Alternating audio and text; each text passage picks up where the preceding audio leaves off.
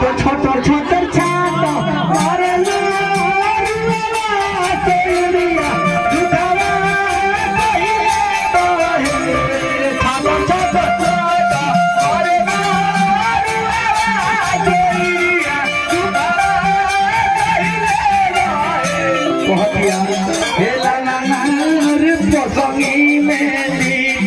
यारे लगाई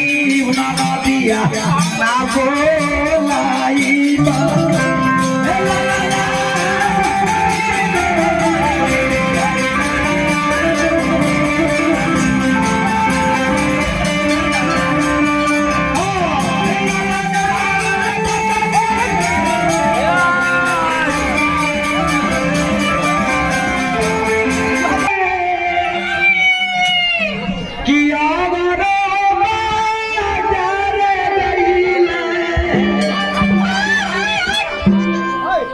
हम जानी कि हाटे बाजार गल रे पीछे के तो माना कोई जरूरी हो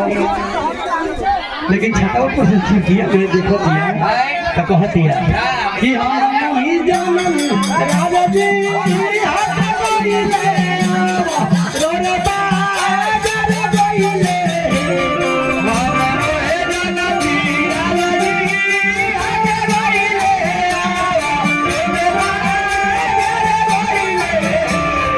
हम तो वही की बाजार गल मेरे को सामान नहीं